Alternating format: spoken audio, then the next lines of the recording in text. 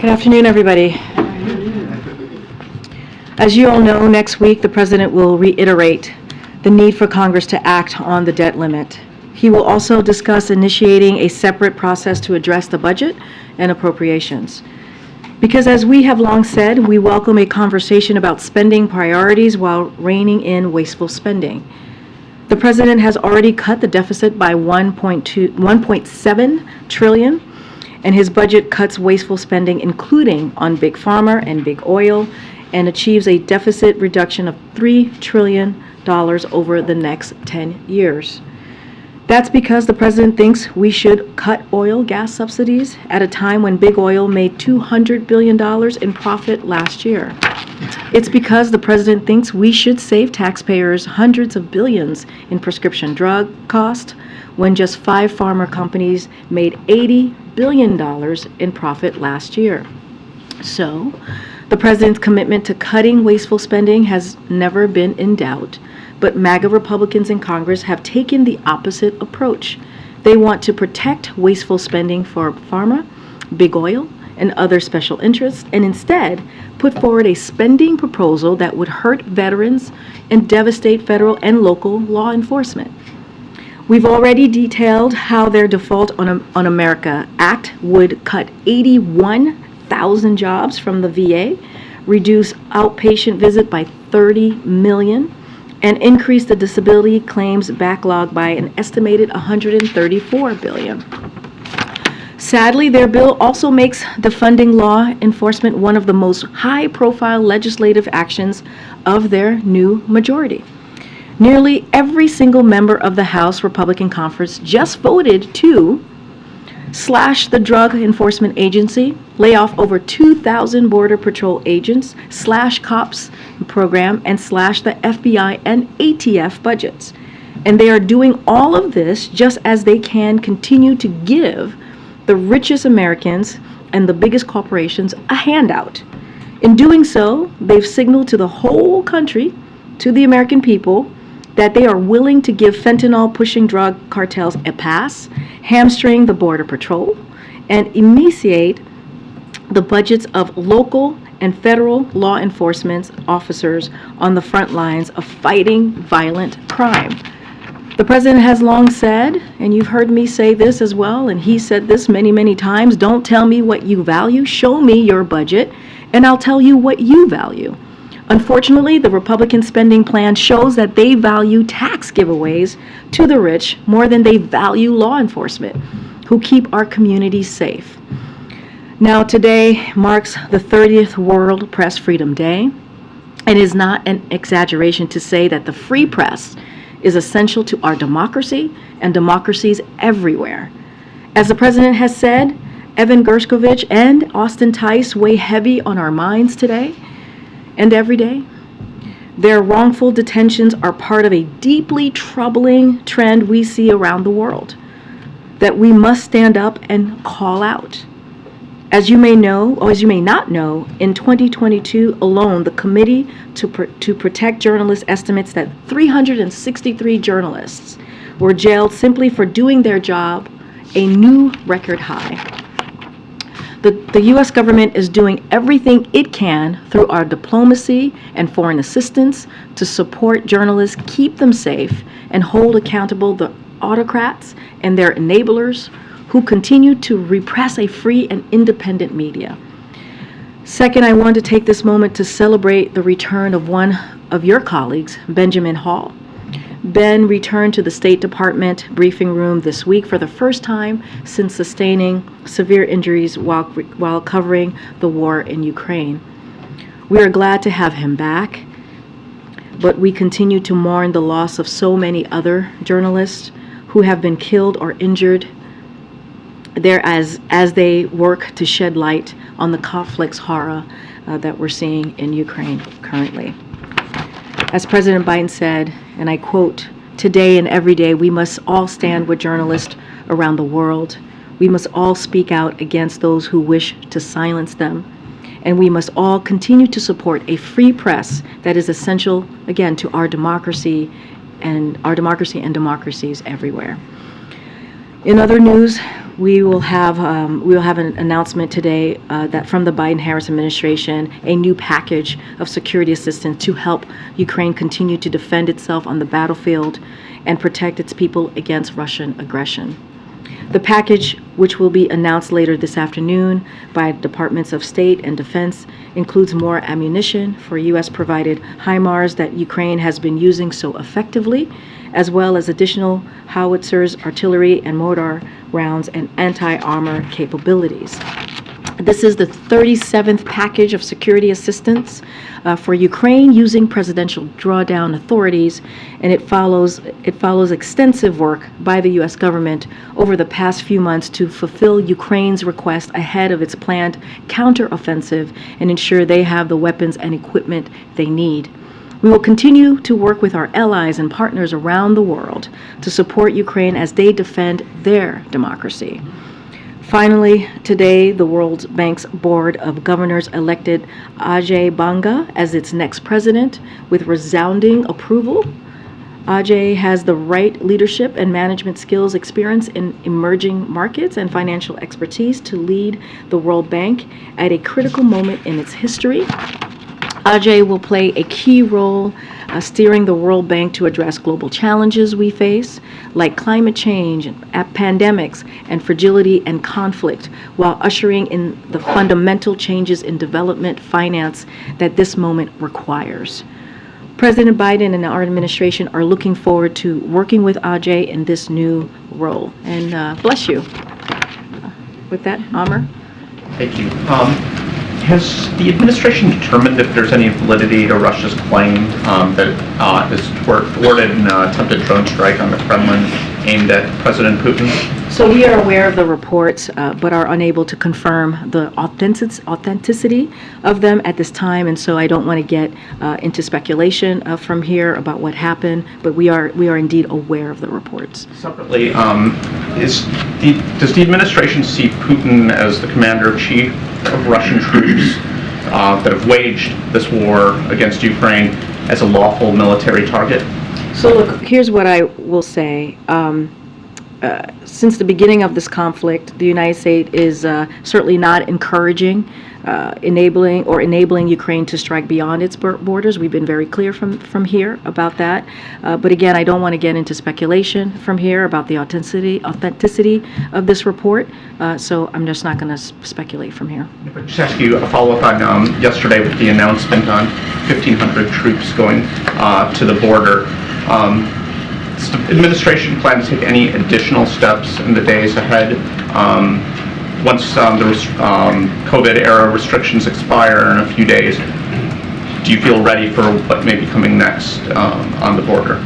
So look, as you mentioned, we announced, the Department of Defense announced that they will have personnel troops supporting CBP at the border, and this has occurred, as I mentioned here at the podium, for almost 2 decades. It is going to be in the role of performing administrative tasks, data entry, and also warehouse report.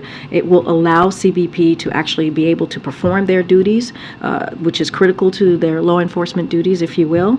They will not be engaging with the migrants, so just want to be clear about that. We have been, this administration, for the past several months, and you've heard from the Department of Homeland Security a couple of times in the past several months. You've heard from the Department of State as well when they did their press conference last week. We've been preparing for what is to come when Title 42 is lifted, and we have put programs in place, and we will have more to share, whether it's process centers, whether it's the troops, whether it's the parolee program.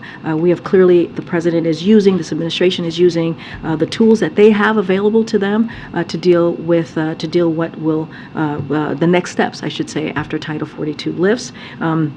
I will also add, and we've been saying this again, Congress needs to act. They need to stop, Republicans need to stop doing political stunts and need to come to the table and deal with this in a bipartisan way. The president has taken this very seriously. As you all know, on the first day of this administration, he put forth a comprehensive immigration plan because he understands how critically important this issue is. Go ahead, Mayor. I understand that you can't confirm the authenticity of this alleged drone attack, but regardless of that, How concerned are you, as Ukrainian officials have suggested, that Russia could use this to launch some new kind of provocation? So look, I want to be super mindful here. Again, we've heard the reports, not something we want to, that we are able to confirm. Want to be incredibly mindful here. It is really too early to tell, as you ask me about a false flag, essentially. But obviously, Russia has a history of doing things like this. But again, I don't want to speculate. I don't want to get into hypotheticals from here. But we're just unable to confirm at this time. And on the steps that you are taking to prepare for the end of Title 42, this agreement was announced, overnight between the U.S. and Mexico. Can you just help us understand how many migrants will Mexico continue to accept under this new agreement, and for how long? They had agreed to I believe, 30,000 a month. So just a couple of things so folks are aware. So while Republicans continue to push to lay off 2,000 Border Patrol agents, we are firing on all cylinders to prepare for the return to Title VIII on May 11th. And so last week, the Biden-Harris administration announced those sweeping measures that I mentioned moments ago from the state and DHS to expand legal pathways, launch regional process centers, surge asylum officers and judges, and more. And yesterday, as you are alluding to here, Mary, we announced additional joint actions with Mexico, including participation in regional processing centers and continuation of effective border enforcement measures under Title VIII. And so we're using all the tools available to us. I don't have a number to share at this time, but this is something that, again, we're taking very seriously as we head towards the lifting of Title VIII on May 11th. We are doing everything that we can to put programs, to put processes in place to deal with what will occur at the border. Again, we need Congress to act. As part of this agreement, though, Mexico has agreed to continue accepting migrants from these 4 countries that have been turned away at the U.S. border. As part of this agreement, is the U.S. providing any funding to Mexico? So, not going to get into, these are diplomatic conversations that are happening, diplomatic discussions, certainly not going to get into that from here, but I can say this, our 2 countries are committed to working together and to address our regional migration challenge, and we've both taken action to address this humanitarian situation. Mexico, as you all know, is a sovereign country that makes its own decision, and we welcome their partnership in this, as we have been partners with others in the region. Again, just not going to get into diplomatic conversations from here. Okay. You mentioned that the administration is preparing for what is to come or what will occur after Title 42 lifts. Can you describe or provide some detail as to what the White House is anticipating when this COVID-era border restriction expires? Not going to, look, we know, and I've said this, we have tools that are in front of us that the president's going to use to deal with what we are seeing at the border. And this is something that the president has taken initiative on since the beginning of this administration. And we want to do this in a safe, orderly, and humane way. That has been kind of the mantra of how we see moving forward with the immigration system. And we're doing this without help, without assistance from Congress, Republicans in Congress in particular. And we're doing everything that we can to be prepared for once Title 42 lifts. Don't have any numbers to share for you at this time. I don't have, we don't have kind of speculation or hypotheticals on what will happen once Title 42 lifts. We just know that we are preparing for that to occur on May 11th, and we'll continue to do that. And again, you've heard from the Department of Homeland Security, you've heard from the Department of State. They've held a press conference just last week to lay out some of the processes and some of the tools that we are using. Well, and to that end, the administration has taken unprecedented measures, be it deporting now certain non-Mexican nationals to Mexico for the first time, preparing to roll out an asylum regulation. How confident is the president that this will drive down numbers while also facing criticism from his own allies that he should not be taking these steps? And then also, is he talking to the mayors who are asking for more assistance? So those are 2 separate questions. I'll take the first one as you talk about criticism from our allies. The president put forward a plan to manage the challenges that we're seeing at the border on his first day. And, again, Republicans refuse. They've refused to come to the table. They've refused to pass the plan to fund the plan that he put forward. And so until Congress acts, we're using the tools that we have available to us to face this challenge. Again, a safe, orderly, humane way of moving forward with what we're seeing at the border. We're expanding legal pathways for protection. We're limiting unlawful immigration. We're increasing border security, and we're working with regional partners to jointly manage this challenge, as we just announced Title VIII with Mexico. As it relates to cities, I have said this yesterday, that we are in regular communication with cities, mayors in cities across the country who are dealing with this issue. The State Department and Department of Homeland Security put out a plan to manage regional migration flows and reduce unlawful migration. And, they are also in regular touch with border communities, and will be awarding an additional $290 million in the upcoming weeks to support them. So that is the assistance that we are providing to them. We are committed to managing this challenge, again, in a safe, orderly, and humane way. That is what we have said since the beginning of this administration. That's what we will continue to do. Okay, Mandy. Thanks, Karine. Just a quick question on Russia. A senior aide to Zelensky called the acquisition from Russia a sign that the Kremlin was planning a major new attack. I know you don't want to speculate on the authenticity of the attack overnight, but does the U.S. have any signs to believe that the Russians are planning a new major attack? So, just not going to just get ahead. I'm not going to get ahead of, I know about the conversation or that reporting. Just don't want to be really careful. I'm not able to confirm anything from here. And so just don't want to speak further on that. And just anything on false flag operations and, how they have evolved. We've continued to sort of see the administration talk about it. Any new details? I mean, just as I said moments ago to your colleague, look, we know that Russia has a history of doing this. They have a history of doing false flag. It is not unusual. It is incredibly common. I just don't want to speculate at this time. Okay. And a quick one on the AI meeting happening at the White House tomorrow with Microsoft and Google.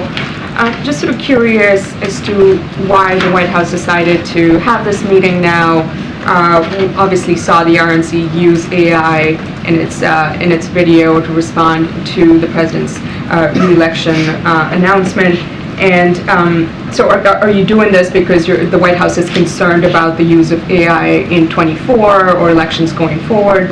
Can you give us any details on that? So look, just to let folks know, as you just stated, the Vice President Harris and senior administration's official will meet with the CEO of 4 American companies at the forefront of AI innovation to underscore the importance of developing safeguards that mitigate risks and potential harms while driving responsible, trustworthy, and ethical innovation. This builds on the considerable steps the administration has taken to date to promote responsible innovation that protects people's rights and safety, work that includes the blueprint for an AI bill of rights and the AI risk management framework as well. There's going to be a press conference this evening that's going to discuss the administrative policy more specifically on AI and also provide additional information for all of you as we go into tomorrow's meeting. But certainly this is something that this administration has been doing. This is part of the ongoing engagement. Now what you're seeing tomorrow is just going to be a conversation that the Vice President's having with CEO members, but this just builds on what we have been doing these past several months. Should we think of this as a precursor to perhaps, the White House asking Congress for a legislative push on AI, or can you share any details on that? Look, what I will say is this continues our engagement on this particular matter. We're going to have this conversation. The VP and senior administrative officials will have the conversation with CEOs. We have had a kind of a comprehensive, if you will, study or look into this. Just not going to get ahead of what will essentially come out of the administration as it relates to the AI situation. Okay. Thanks. By the time the president appears at a dinner tonight, it will have been about 48 hours since he's had a public appearance. So what has he been doing in that time? He's been meeting with and having internal meetings in the Oval Office. I had a meeting with him earlier today with his senior advisors, senior staff, talking about the issues that matter to the American people. It's not unusual. This is something that he does every day. And like you said, you'll see him later this evening. There'll be press available for the toast that the president is going to give. It's going to be, as you know, an open press avail at the top, and you'll get to see the president then. Great. I have one Or if the Fed raises interest rates again today, as it's poised to do, costs for Americans who are borrowing on their credit cards, mortgages, and student loans are going to go up again. So what does this administration have to say to working families who have already slid into debt over rising inflation and are now going to be paying more? So here's what I'll say first to the Fed. As you know, first and foremost, the Fed is independent, and we do not comment on or interfere in their policies. The president made that clear. He wanted to make sure that the Fed has space to make their decision and to make monetary policy. So want to be very clear about that as it relates to inflation more broadly. This is a president that has, when it comes to his economic policy, he's put lowering costs for the Americans a top priority. And we understand, and you hear this from the president as well, we understand that the American people, some people are still feeling the squeeze and still feeling kind of the pressure, if you will, of where we are with our economy. And so when you look at the data, there has been some relief in progress in fighting inflation.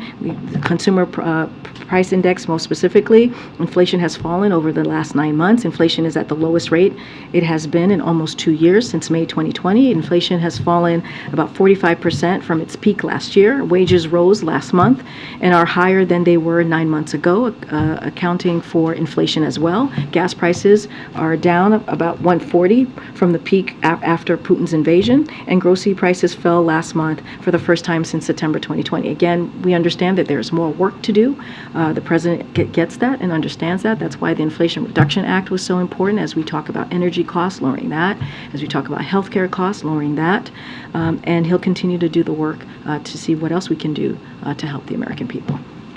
Following up on this announcement of processing with Mexico, right around the same time that was announced, Mexico's president sent a public letter to President Biden urging USAID to stop funding what he called the opposition.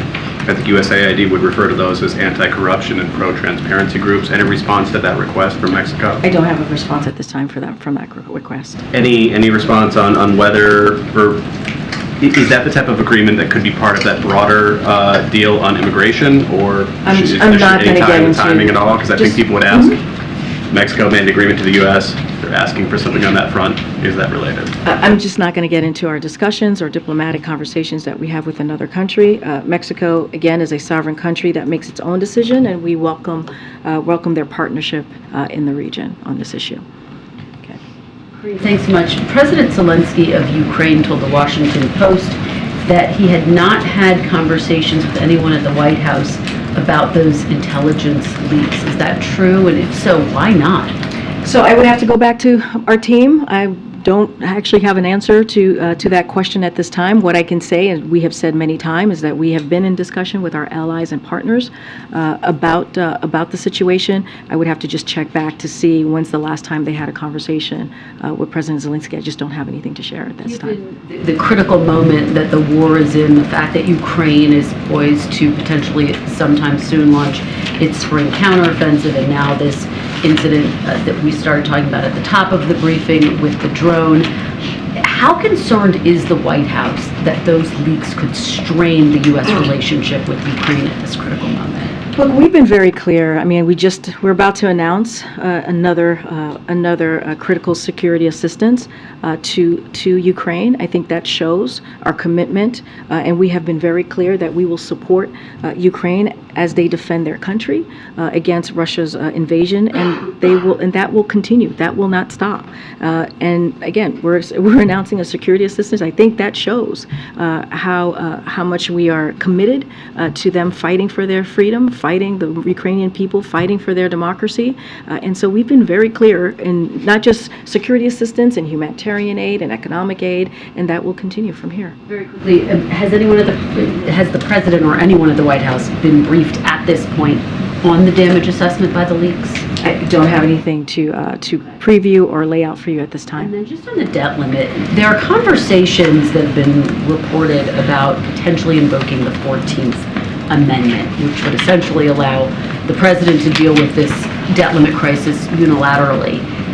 Can you characterize how serious those discussions are? Have they gone all the way up to the level of the president? So look, we're not going to entertain scenarios where Congress compromises the full faith and credit of the United States. We've been very clear from here, the president has been very clear that Congress must act. This is their constitutional duty to act, and we must avoid catastrophic threats to our economy. That needs to happen. And what this will do, it will hurt the American people, cost more than 6 million jobs, and threaten Social Security, threaten Medicare and Medicaid payments. And so we're just not going to entertain scenarios. So does that mean you've taken invoking the 14th Amendment? What off I'm the saying table? is that I'm not going to certainly negotiate from here or do anything like that. We're just not going to entertain scenarios. This is their constitutional duty. And I've said this before, Republicans did this 3 times. They were able to do this. Democrats joined them 3 times in the last administration. Karine, a lot of people are looking at this situation and wondering where the urgency is. Back in 2011, it took the president and congressional Republicans more than 3 months to reach a deal. Why does President Biden think he can reach one with Republicans in 3 weeks? We've been very clear, right? We've been very clear of what this could mean for the American people. This is their constitutional duty. When we're talking about the spending, this is something that Republicans and Donald Trump spent already. We're talking about spending that already occurred. And in the last administration, Democrats did the right thing and came together with Republicans and dealt with the debt ceiling 3 times. 3 times. It is their constitutional duty. It is what they are supposed. Congress took an oath, right? If you're a congressional member, you take an oath to the American people on what you are going to do the right thing, essentially. And this is part of their duty, to get this done. And so the president has been very clear on this. His administration has been very clear on this. He's going to have a meeting with them a week from today with the 4 leaders. He's going to again reiterate how important it is for them to move forward. And they need to they need to deal with this immediately. Deal with the debt ceiling immediately. This is something that they can do today if they choose. And we cannot be a deadbeat nation. We cannot. This is something that we have been able to do in the past, 78 times since 1960. 78 times since 1960. We have always paid our debt. This country has always paid our debt. So what's different now? What is different now? That's something for congressional Republicans to answer. Go ahead. Thank you, Karine. I wanted to ask, the Wall Street Journal has a report out about the Biden administration having renewed direct talks with Syria to determine the fate of Austin Tice, and that there have been several meetings in the Middle East with Syrian government officials. Given that you mentioned this at the top in terms of World Press Freedom Day, given that Austin Tice's mother was at the dinner and President Biden recognized her, I'm hoping you can speak to this report a little bit, maybe shed some light. No, I appreciate the question. Look, we cannot confirm any specific meetings, past or present. As you know, in general meetings and negotiations to secure the release of wrongfully detained Americans, that is incredibly sensitive. But I want to be clear here, as I was at the top, the president himself called on Syria to help us bring Austin home. That is something that the president has done, but want to be really, really careful and mindful, and don't want to confirm any specific conversation from the past or in the president. Again, these are sensitive issues here that we need to be very careful. Update at all on that case?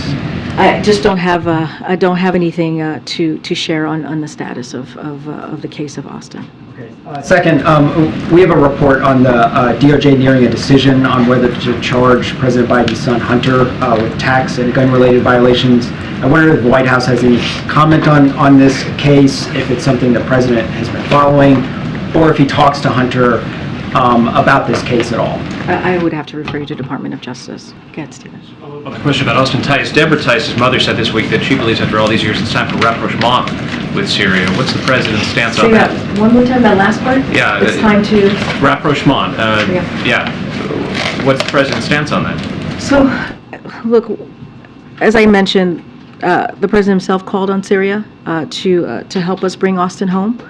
He has said that before.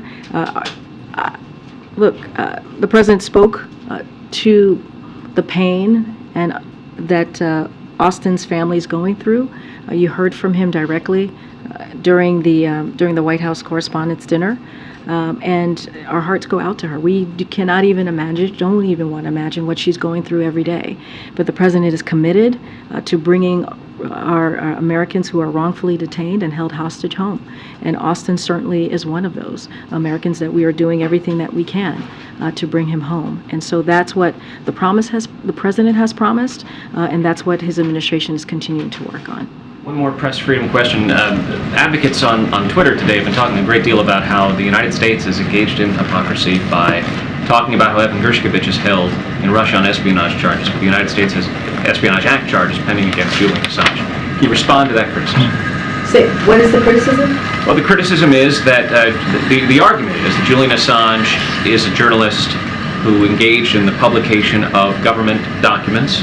The United States is accusing him of crime under the Espionage Act, and that therefore the United States is losing the moral high ground when it comes to the question of whether a reporter engages in espionage as a function of his work. So can you respond to that? Look, I'm not going to speak to Julian Assange in that case from here. What I will say is, and you heard directly from the president, when today in his statement on this anniversary, but also during the dinner where he talked about the freedom of the press and how important it is to protect journalists, because it is part of our democracy, right? It is important to have that if we want to have a democracy, right? It is part of how we move forward. Telling the facts, being able to tell the truth, and be able to reporters to do that freely. And so the president's going to continue to speak to that. The president's going to continue to work to make sure that these Americans who are, again, held hostage, who are wrongfully detained, come home. And that is something that we have seen under this administration. He's been able to do more than a dozen times. And so you see this president's commitment in just this last 2 years. We put forward additional tools to do that, to deal with this matter. And so that's what I can speak to. That's what I can speak to the president's commitment on this. I'm not going to weigh in on comments about Julian Assange. Go ahead. Thanks. On the debt ceiling, has the president ruled out supporting a short-term extension of the debt ceiling? And do you think that's something that he might talk to congressional leaders about? What he's going to talk to congressional leaders about, and we've been very clear, he's going to talk to about how it is important for them to do their constitutional duty as it relates to the debt limit and the debt ceiling. As it relates to the budget and appropriations, we have conversations with Congress every year on how to move forward with that, how to negotiate on that. So that is a conversation certainly that we are willing to have. But the debt ceiling, Congress must act. This is something that they need to do immediately. They cannot hold the American economy hostage. I'm not going to get into you asked me about short term. Certainly not going to negotiate from here or speak to anything related to that. What I know is what the president has been very clear about, which is making sure that he speaks directly to congressional members next week on Wednesday and let them know, lay out what is at stake, and that's what they're going to hear from him. Another subject. Some data came out showing that 8th grade test scores in U.S. history have reached their lowest levels on record. What can the administration do to help kids catch up who lost so much during the pandemic? Look, as you just said, kids have lost so much in the pandemic. This is why when the president walked in, he made a priority to open schools. One of the things that was important to do to make sure that our kids who have lost so much were able to go back in-person school if they choose, have the resources that they needed to really succeed and move forward in their education. And we saw that, unfortunately, the pandemic had a unfortunate effect on our young people, on our kids. And so this is, again, something that the president was committed to. That's why he fought so hard to get the American Rescue Plan done. That's why, which allowed him to open up schools, open up small businesses, to get shots in arms so that we can deal with this pandemic. Now we're in a different place with COVID, and that's because of what this president has done. Is there more work to do? Absolutely. But even before the pandemic, there was always more work to do as it relates to education. And so our Secretary of Education certainly is doing the work to do that. But yes, this is something that the president is concerned about, that the Secretary of Education is concerned about, and we're going to continue to do the work to make sure our kids have the resources that they need. And it goes back to what House Republicans put forward with 22% cut on veterans, 22% cut on education. That's not how we move forward. That only hurts our kids. Get April, and I'll come back. Karine, 2 questions on deadlines. May 11th, the deadline to release or let go of the emergency declaration for COVID. With that said, what happens to those who are uninsured when it comes to vaccines and the fear that since the declaration is lifted, that people will not look at getting vaccines thinking that COVID is over?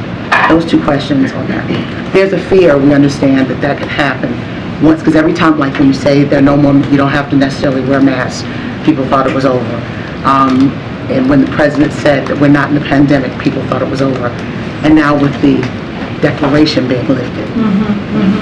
So ahead of May 11th, the administration will be sharing relevant additional information to prepare federal government and also the American people as we move out of the emergency phase of the pandemic. I was asked here yesterday about the COVID response office and what was going to happen. So one thing I do want to share with folks, in the omnibus budget package of fiscal year 2023, Congress called for the establishment of this office. This is the Office of Pandemic Preparedness and Response in the White House, and we are working to stand up this team, so we will have that team available. But again, we're going to have more information. I want to be very mindful. I hear your questions about vaccines. I want the American people to know that the COVID vaccines remain highly effective to reduce the risk of serious illness, hospitalization, and death. This announcement that we're making is possible because of the historic progress that we have made over the last 2 years to fight COVID and ensure that people have the information and tools they need to keep themselves and their communities safe. And so it remains highly effective. It is important for the American people to know that we are in a different phase of COVID, as I just mentioned, and that's why we're able to do the announcements that we're going to see once May 11th. They're going to lift essentially once May 11th arrive. Sure. And that was part of my first answer. We'll have more information to share. Is there funding that you guys are We looking will at? have more information to share as we get closer to May 11th. Question. Looking back at the prior administration and how deadlines were met and neither side blinked, particularly Republicans, is there a fear, a real fear, that come June, this will not be settled and there could be indeed defaults, payments not made to various persons in this nations, to contractors, those who are on benefits, etc. Is there a real fear of that, as Republicans in the past administration didn't blink on issues of finances when it came to deadlines? Well, that's kind of taking your last point first. That's kind of what I was saying. In the last administration, Democrats put aside their politics and they came together with Republicans to make sure that we dealt with the debt ceiling. That is something that Democrats did. We have never defaulted in our history. We've never done that. We've always paid our debt. You heard the president say this just 2 days ago. We are not a deadbeat nation. So the president's going to be very clear. We're not going to let House Republicans take our entire economy and millions of Americans' jobs hostage. We're not going to allow that. That's what you're going to see from this president on May 9th. And we're going to be very clear about this. This is their constitutional duty. Of course we have concerns. Of course we do. That's why we've been saying this over and over again, that Congress must act. We're talking about more than 6 million jobs. We're talking about Medicare, Social Security. We're talking about our seniors, our veterans. And this should not be allowed. And so the president's going to make that very clear to the leadership, and specifically Speaker McCarthy, when he's here a week from today. Hi, thanks. A couple questions. On the debt ceiling, assuming obviously that Speaker McCarthy doesn't go into the meeting next week and say, congratulations, you've got a clean debt ceiling increase, what realistically is the president expecting to get out of that meeting in terms of commitments, agreements, anything on the debt ceiling or budget? He's going to make it clear to Speaker McCarthy what's at stake. He's going to make that very clear. They're going to have a conversation. They had one earlier this year, and this is a continuation of that conversation to make very clear that Congress must act. Nothing concrete in terms of... I'm not going to get into hypotheticals or ahead of what is going to come out of the meeting. What I can tell you is what the president is looking to do and what the president wants to talk about is how important it is for Congress to act, how important it is for House Republicans to immediately deal with the debt ceiling. And that is the conversation that we have already said is going to occur. It's going to happen. We're certainly not going to get ahead of what is going to be discussed or what's going to, not discussed, but what's going to come out of this discussion. And secondly, on the end of the public health emergency, is the president planning to mark that in any way publicly? And in his mind, does this effectively kind of mean the end of the COVID epidemic, at least in the U.S.? So what we've said, we're in a different phase of this pandemic. The reason why we're able to do the public health emergency and make the announcement that we have made on the COVID vaccine is because of the work that this administration has done, period. Because of this leadership that the president has been able to do, period. And that's because, again, the American Rescue Plan, what he was able to do on day one, how he wanted to make sure that Americans were vaccinated, how he wanted to make sure that our schools were open, small businesses were open, that the economy got back on its feet. And you see that with the economy currently, 12.6 million jobs created. That's important. And we're going to continue that work. You see that with his his economic policies that he's put forward, his economic legislation that have been passed with the help of Democrats in Congress. And so, look, we're in a different phase. And it's because of the work that this president has done. Should we expect the president to mark that? Yes, I didn't answer that question. Don't have anything to lay out for you on any type of event to mark that. Okay. Thanks, Karine. The Fed just raised interest rates again, and you mentioned that inflation has come down, but it's still stuck at 5%. Is the president frustrated that inflation isn't coming down more quickly?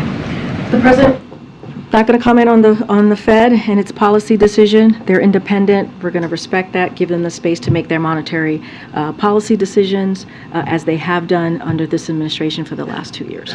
So I want to be very clear on that. The president is working every day to make sure that we do what we can and meet the American people where they are on lowering cost. That's why he took some historic actions. That's why we were able to do the Inflation Reduction Act. That's why we were able to lower gas prices as President Putin started this aggression on Ukraine and this war.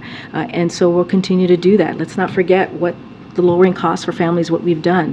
We've lowered prescription drug costs, capping insulin at $35 a month for seniors, allowing Medicare to negotiate lower power, helping lower energy bills. That's important. That's what we have been able to do as an administration, where MAGA Republicans, they're doing the opposite. They're gutting programs that lowering cost.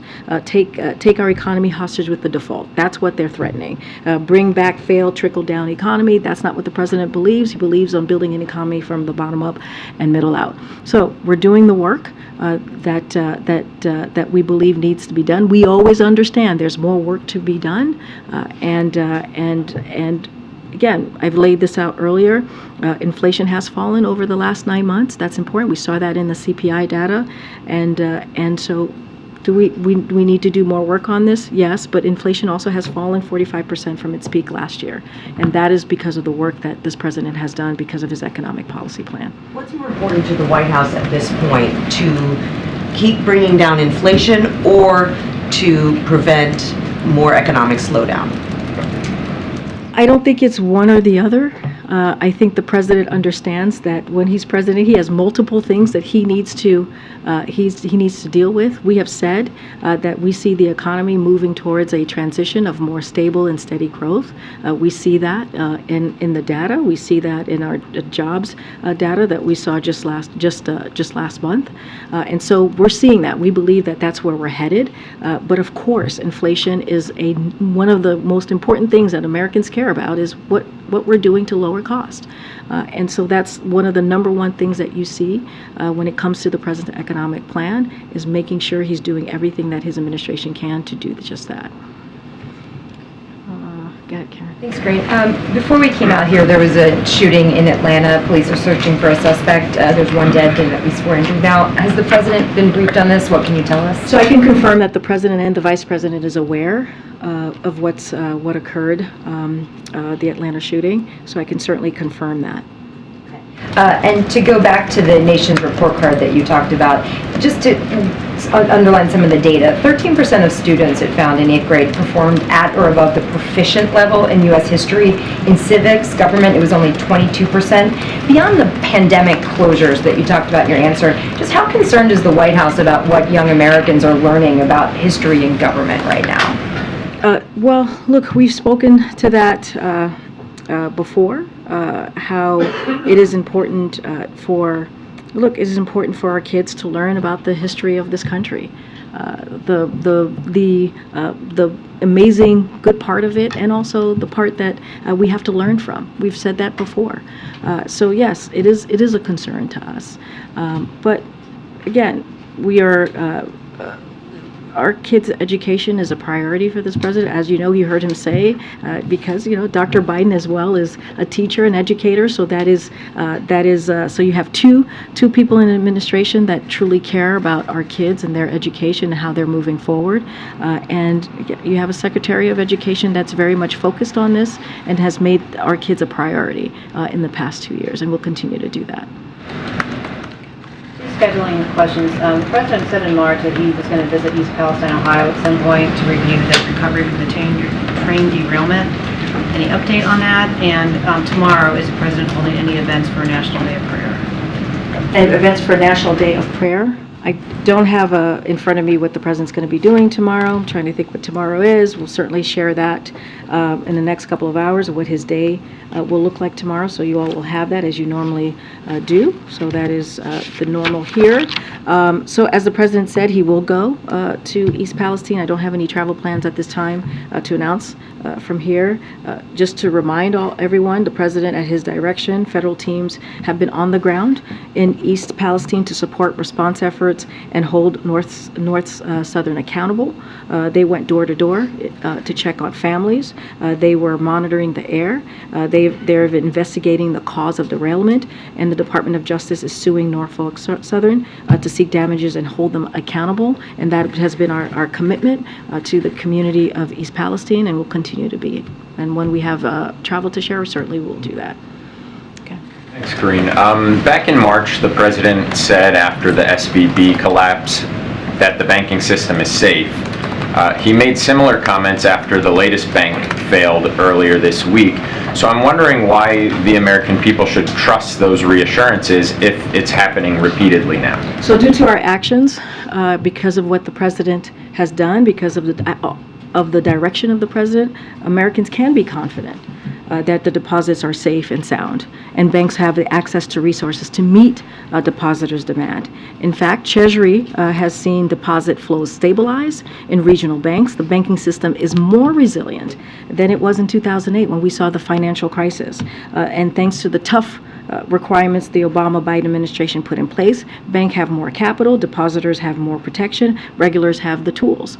And so we've taken decisive and forceful actions to restore the confidence, to protect depositors, to keep financial systems safe, and not protect investors, but to not risk taxpayers' dollars. And that is what you've seen from us from the last couple of weeks. So given that, how seriously is the White House considering warnings that there could be other problems ahead in the banking What sector? I can tell you is that the FDIC is going to continue to monitor the situation, and that's what I can share. We have taken forceful actions, decisive actions, to make sure that taxpayer dollars are protected, to make sure that we give confidence to the American people, and that is something that you're going to continue to see. The President has asked Congress to take action, so we've been very clear, and he has called on regulators to reverse a series of steps taken during the prior administration, and that is something that just didn't start. The asking regulators to take action, that didn't start just a couple weeks ago. That started very early in his administration. And then thirdly and lastly, New York became the first state to ban natural gas in new buildings, essentially, starting in 2026. Does the President support these types of policies at the state level? So this is the first I'm hearing about that, so I don't have any comment for you on that at this time. Go ahead. Thank you, Karine. There's been so much anticipation ahead of next week's meeting on the debt ceiling. The President always says he likes to negotiate face to face. Would he commit to having as many meetings as it takes? Because all we're doing is talking about this one day, which is a week away. I don't have any further, we just got to get through the first meeting first, which is a week from today, before we add on any other meetings. That is going to be up to the president to decide. And what I can say, he's going to make it very clear to Speaker McCarthy that they need to act. They must act. It is their constitutional duty to deal with the debt limit. And he, a week ago, he announced his re-election campaign. This is not a hotshot question, no. Are you sure? Yeah, this is scheduling. This is a scheduling question. So that was a week ago. I'm just wondering. He's obviously got his main job, which is being president. He's going to be more and more doing his other job, which is trying to become president again. Will he travel a lot more than he's been doing in the past? Would you think? We don't have anything to share at this time on his travel, whether political or official. Just not going to share anything to share at this time. Okay. Yeah, another question on the Atlanta shooting. I wonder if the president is frustrated by the frequency at which we're continuing to see these mass shootings, despite that gun safety law that was passed last year. And does he think the full effect of that law has really started to show? So a couple of things. As it was mentioned, we were coming out here, the news was breaking, so I want to be very clear. We're monitoring the situation. We'll have more information. It's an ongoing, very fluid situation as far as I understand. I don't know what else has occurred since we've been out here. I want to tell the public that we urge them to heed guidance from officials and keep themselves safe. Please keep yourselves safe as the situation continues. So just want to be very clear about this, and don't want to speak to this directly because we just don't know exactly what is. I mean, I know there's a shooting, but we don't have all of the information. It's very fluid. Look, is the president frustrated about what we're seeing in our communities, in our schools, in our churches, in this epidemic that we've seen, this gun violence epidemic? And this is yes, of course he's frustrated. This is a president that has taken historic actions the first 2 years, executive actions, signed, as you mentioned to me, a piece of legislation that was bipartisan, and it was the first legislation that we had seen in 30 years to deal with this issue. But we know that more needs to be done. We know that Congress needs to take more steps to deal with the violence that we're seeing, again, in our communities, our schools, our churches, which just should not be. Should not be. American people should be able to feel free to go into a grocery store, to go to church. Our kids should feel free and feel safe, and our teachers, administrators should feel safe to go into a school. And right now, we're seeing weapons of war on our streets, which should not be. And so we've been very clear about Congress needing to act, and I think we're all frustrated. I think there's parents out there who are frustrated. There are Americans out there who are frustrated and who wants to see an assault weapons ban, which reduced mass shootings when something that the president led on in 1994. We want to see common sense gun law reform, whether it's requiring background checks on all gun sales, requiring safe storage of guns, eliminating immunity for gun manufacturers who knowingly put weapons of war, again, on our streets. These are the things that we want to see Congress act on. And so we're going to continue to call on them to do so. Julie Su, the nominee for Labor Secretary, has yet to be confirmed by the Senate and could face some roadblocks ahead. What is the administration's level of commitment to Su as the nominee if the votes aren't there? So we're committed to Julie Su's confirmation process. She's met with dozens of senators on both sides of the aisle, and we're working very hard every day for every vote. That is certainly something that she's doing, certainly something that we're doing on her behalf. We're feeling confident about her process and looking forward to the floor consideration in the near future. I would just remind you all, as I've said before from here, when she was confirmed for Deputy Secretary, she got all Democrats in the Senate. And so we're going to continue. As I said, she's met with both senators from both sides of the aisle, and we certainly are feeling confidence in this process. John. Oh, okay. Let me call some more people in the back. Go ahead, sir. Thank you, Karine. Question on the Press Freedom Day. So on the anniversary, at the same time, we see China just announced weakening its counter-espionage law, which worries a lot of journalists, also scholars, investors. Currently, we have at least 127 journalists detained in China, including 3 foreign reporters detained on espionage charge. What is the administration take on China suppressing even more freedom of speech. Is the press freedom part of the conversation between U.S. and China?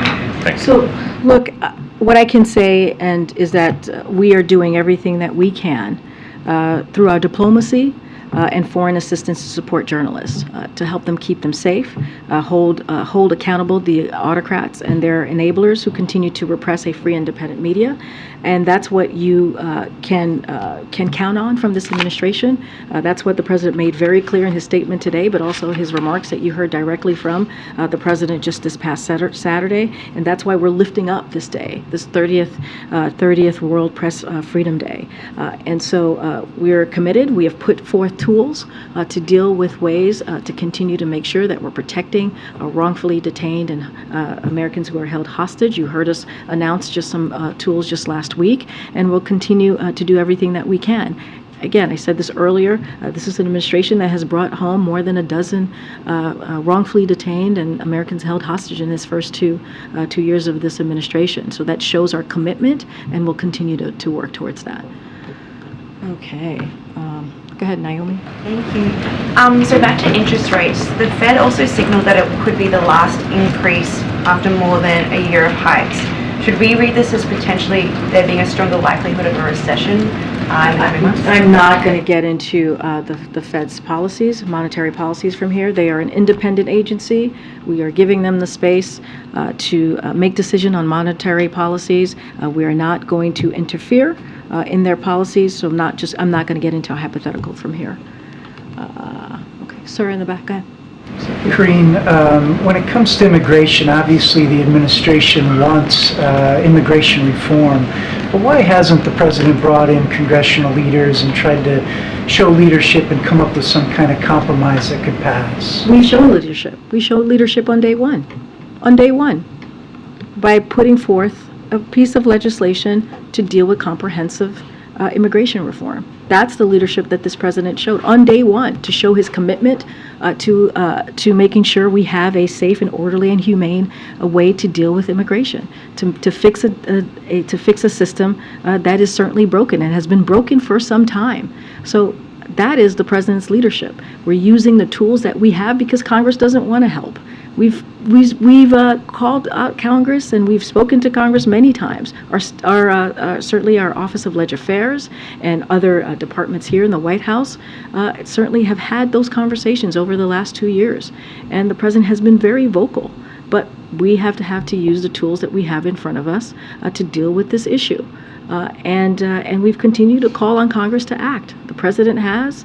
Members of his administration has. I have numerous times. And now we are going to do what we can from here to make sure we do this in a way that's safe, in a way that's orderly, in a way that's humane. And what report card would you give the vice president for her handling of the root causes of migration in Central America? So I've learned from my predecessor to never fall into that trap of giving grades. What we can say from here is that the president appreciates and has been very impressed by her partnership in this administration. He sees her as a partner, and they will continue to work in that way in the next as we move forward. To be very careful here. Trying to call on people I haven't called on in a while. Go ahead. Thanks, Karine. I was just curious, the meeting next week with congressional leaders, will that just be for the president and for lawmakers in the room, or will there be staff involved? And what can you say about, has staff been reaching out sort of behind the scenes ahead of this meeting to prepare? So I'm not going to get into the manifest of who's going to be in the meeting next week. I will certainly, I think I said this, and I think we've gotten some confirmation of attendance, but certainly leave it to the offices of the specific principal attendance, but certainly not going to get into a manifest or who's going to be in the room at this time. We still have a couple of days to go before the meeting happens. I think I'm being pulled. Is that it? All right. Thanks, everybody. I'll see you tomorrow.